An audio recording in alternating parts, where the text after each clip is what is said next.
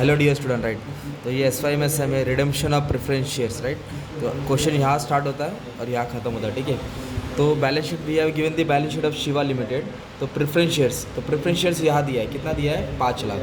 तो अभी अपने को क्या करने का जो 5 लाख का प्रेफरेंस शेयर्स है ना, उसको रिडीम करना है। रिडीम मतलब उनका पैसा वापस करना है, और वो भी क्या परसेंट में, 10% प्रीमियम में, राइट। और फॉर दैट पर्पस कंपनी ने क्या बेचा, अपना इन्वेस्टमेंट बेचा। क्या बेचा? अपना इन्वेस्टमेंट। थोड़ा दो इन्वेस्टमेंट बेचा 10% प्रॉफिट में, और 25,000 इक्विटी शेयर भी इशू किया, 25,000 शेयर भी बेचा है। और प्रेफरेंस शेयर पे ड्यूली रिडीम मतलब पूरा पैसा जिसका था दे दिया। तो कैसे एंट्री पास करना वो डील करेंगे हम लोग, राइट। तो आ जाओ स्टार्ट करता हूँ, ठीक है। हाँ, तो अब सबसे पहले क्या करने का, अभी अपने को मालूम प्रेफरेंस शेयर्स की एंट्री लिख देने का। तो ये एंट्री अपने को याद करना पड़ेगा। जो 6 एंट्री मैंने बना के दिया, और तुम्हारे लिए भी मैं ये फर्स्ट सम है ना, तो मैं सोचा 8-10 सम सॉल्व कर दूँ। इसका अच्छे से 8-10 सम सॉल्व करेगा तो ज़िंदगी भर चैप्टर याद रहेगा, ठीक है। तो पहले क्या लिखेंगे, रिडेम्पशन ऑफ प्रेफरेंस शेयर, मतलब कंपनी का जो प्रेफरेंस शेयर्स बेचा था, कंपनी उनका पैसा रिटर्न कर रहा है, मतलब कंपनी अपना शेयर वापस से ले रहा है, तो शेयर आएगा, राइट। और प्रीमियम, तो उसके बाद एक्स्ट्रा पैसा देने का है, किसको देने का? प्रेफरेंस शेयर होल्डर को। तो रिडेम्पशन ऑफ प्रेफरेंस शेयर्स, उस पर प्रीमियम देने का है। To whom? To preference share holder. तो कैसे है? तो कितना प्रेफरेंस शेयर्स का अमाउंट है? 5 लाख। तो 5 लाख तो अपने को देना ही है। रिडेम्पशन ऑफ प्रेफरेंस शेयर, उस पर कंपनी क्या दे रही है? प्रीमियम दे रही है, एक्स्ट्रा पैसा दे रही है। तो कितना परसेंट प्रीमियम दे रही है? 10%। तो 10% बोलेगा तो premium amount redemption of preference share, तो 10% कितना आ जाएगा? 50,000, राइट। तो टोटल कंपनी को कितना देने का है? 5,50,000। कितना देने का? 5,50,000। किसको देने का? Preference share holder. तो ये एंट्री याद करना पड़ेगा। क्या एंट्री है? रिडेम्पशन ऑफ प्रेफरेंस शेयर्स, उस पर प्रीमियम दे रहे, to whom? To preference share holder, ठीक है। तो ये ड्यू की एंट्री है, बीइंग प्रेफरेंस शेयर ड्यू। ये ड्यू है मतलब देना है। अभी मैं डायरेक्ट लास्ट एंट्री पास कर रहा हूँ तुम्हारे लिए, पेमेंट की entry. Preference holders to bank, मतलब कंपनी को 5,50,000 पे करना है। किसको पे करना है? Preference share holder. जब कंपनी पे करेगी तो पैसा जा रहा है बैंक क्रेडिट में, किसको मिल रहा है पैसा? प्रेफरेंस शेयर होल्डर्स को, तो डेबिट हो जाएगा ना। तो कंपनी पेमेंट किसको कर रही है? प्रेफरेंस शेयर होल्डर को। तो उसको पैसा रिसीव कर रहा है और पैसा जा रहा है, इसलिए बैंक क्रेडिट होगा। तो कितना पेमेंट करने का? 5,50,000। तो 5,50,000 हमने क्या किया, इसको पे कर दिया, ठीक है। Being payment made to preference share holders, है ना, वो नरेशन डाल दिया तुमने, है ना। अभी मेन सवाल है कि देना था, दे दिया, तो कैसे कंपनी ने पे किया, अब वो हम लोग सीखेंगे अच्छे से, राइट। तो फॉर दैट पर्पस कंपनी ने क्या किया मालूम है? कुछ बेचा है, बंदोबस्त किया है। तो क्या बेचा है? इन्वेस्टमेंट बेचा है एट प्रॉफिट ऑफ 10%। कितना परसेंट प्रॉफिट पे? 10%। तो इन्वेस्टमेंट कितने का था? 4 लाख।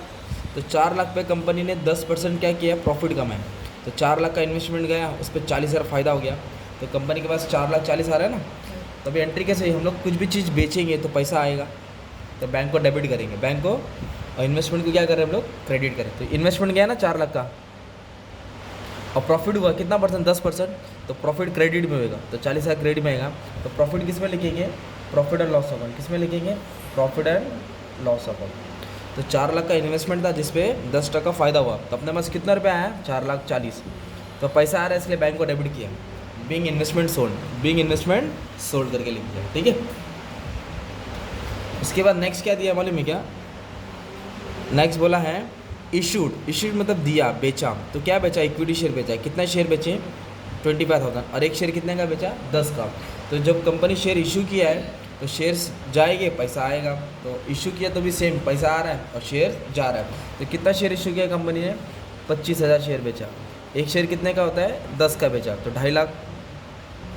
2.5 लाख का शेयर इशू किया, और जिसमें कंपनी के पास कितना रुपया है? 2.5 लाख आया ना। कभी कभी प्रीमियम भी दे रहेगा, मतलब 10 का शेयर 12 में बेचा था, 2 रुपये एक्स्ट्रा आ गया, तो फिर नीचे लिखेंगे सिक्योरिटी प्रीमियम। क्या लिखेंगे? सिक्योरिटी प्रीमियम, मतलब जब कंपनी एक्स्ट्रा रुपये लेगी तो। पर ये वाला समय नहीं दिया, इसलिए नहीं आएगा ये वाली एंट्री, ओके। सिक्योरिटी प्रीमियम नहीं लिखेंगे। तो क्या हुआ? Bank account to equity share capital. तो ये ड्यू की एंट्री हो गई, इन्वेस्टमेंट बेचा और इक्विटी शेयर बेचा, राइट। अब मेन है कैपिटल रिडेम्पशन रिजर्व। तो इसका मतलब क्या होता है? कैपिटल रिडेम्पशन रिजर्व एक रिजर्व होता है जो रिडेम्पशन के लिए काम आता है। तो ये कहाँ से रिजर्व क्रिएट करते हैं? Out of divisible profit. कौन सा profit? Divisible profit. Divisible profit जो कंपनी का मेन प्रॉफिट होता है, general reserve, profit and loss, dividend equalisation reserve, मतलब घर के अंदर तिजोरी में इतना पैसा है। तो हमारे पास क्वेश्चन रीड करेंगे तो कंपनी के पास क्या है? फ्री रिजर्व में जनरल रिजर्व कितना रुपया है? 3 लाख। तो अपने पास कंपनी के तिजोरी में 3 लाख रुपया जमा है, राइट। अभी तुमको समझाता हूँ कि कैसे रिजर्व क्रिएट करना है, ध्यान देना, ठीक है। सुनो, तो अभी अपने को कैपिटल रिडम्पशन रिजर्व क्रिएट करना है, मतलब घर से कितना रुपया उठाना वो बताना है। तो अपने पास मेन अमाउंट का कर्जा कितना था, प्रेफरेंस शेयर्स का मेन वैल्यू कितना था, नॉमिनल वैल्यू 5 लाख, तो वो 5 लाख है। सपोज आपको 5 लाख किसी को देना है, वो घर के बाहर खड़ा है आपके, पर अभी आपके पास पैसा नहीं है, तो आपने क्या किया, 10 दोस्त को फ़ोन लगाया, मेरी हेल्प करो, मुझे मदद करो। तो कोई भी दोस्त भाग के नहीं है, फिर एक दोस्त तुम्हारे लिए भाग के है, तुम्हारे लिए 3 लाख रुपए लेके आया, मान लो कितना लाख लेके आया, 3 लाख। तो आपको उसको कितना लाख देने का था, 5 लाख, तो 3 लाख का इंतज़ाम हो गया ना। तो अब कितना कम पड़ा, 2 लाख वापस से। फॉर एग्जाम्पल मतलब आपको 5 लाख पे करने का था, तो इक्विटी से कितना है वो देखने का, इक्विटी घर से नहीं। तो मतलब अब 5 लाख पे करने का था, तो आपके दोस्त ने आपको 2.5 लाख ला के दिया, कितना लाख ला के दिया, 2.5 लाख। तो 2.5 लाख का तो अरेंजमेंट हो गया, अभी भी 2.5 लाख कम पड़ा है ना, तो 2.5 लाख घर से उठाएंगे, घर मतलब कहाँ से उठाएंगे, तिजोरी से, मतलब जनरल रिजर्व में। तो CRR का फॉर्मूला क्या है, nominal value of preference share, मतलब 5 लाख पे करने का था, इक्विटी से कितना इशू हुआ अपने पास, 2.5 लाख, मतलब 2.5 लाख का बंदोबस्त हो गया ना। तो शॉर्टेज कितना पड़ा, 2.5 लाख। वो 2.5 लाख कहाँ से उठाएंगे, फ्री रिजर्व से उठाएंगे, कहाँ से उठाएंगे, फ्री रिजर्व। तो फ्री रिजर्व क्या रहेगा, जनरल रिजर्व रहेगा, नहीं तो प्रॉफिट लॉस रहेगा। तो अभी अपने को 2.5 लाख का अरेंजमेंट करना है, कैपिटल रिडम्पशन रिजर्व। तो ये रिजर्व कहाँ से क्रिएट किया, अपने घर, अपने पास देखो ना, जनरल रिजर्व में 3 लाख की, तो ज़रूरत कितने का है, 2.5 लाख का। तो जनरल रिजर्व से कितना रुपया उठा लेंगे, 2.5 लाख उठा लेंगे। तो ये 2.5 लाख कहाँ से उठाया, वो वाला इफेक्ट लिखेंगे जनरल रिजर्व। तो प्रॉफिट एंड लॉस रहेगा, तो वहाँ प्रॉफिट एंड लॉस लिखेंगे। तो जो घर पे 3 लाख था, उसमें तो हमने कितना उठा लिया, 2.5 लाख उठा लिया। ये रिजर्व की एंट्री पास हो गई, मतलब इसका टेंशन खत्म हो गया, राइट। अभी प्रीमियम देने का, तुमको प्रीमियम कितना देने का, 50,000। तो ये डेबिट है, तो डेबिट को उठा के किधर लिखेंगे, क्रेडिट में। डेबिट है तो डेबिट को उठा के कहाँ लेगा, क्रेडिट में। प्रीमियम और रिडम्पशन प्रेफरेंस डेबिट था, वो क्रेडिट में आ गया। अब प्रीमियम का पैसा कहाँ से पे करेंगे, सिक्योरिटी प्रीमियम, कहाँ से पे करेंगे, सिक्योरिटी प्रीमियम। तो कितना ज़रूरत पड़ रहा है, 50,000।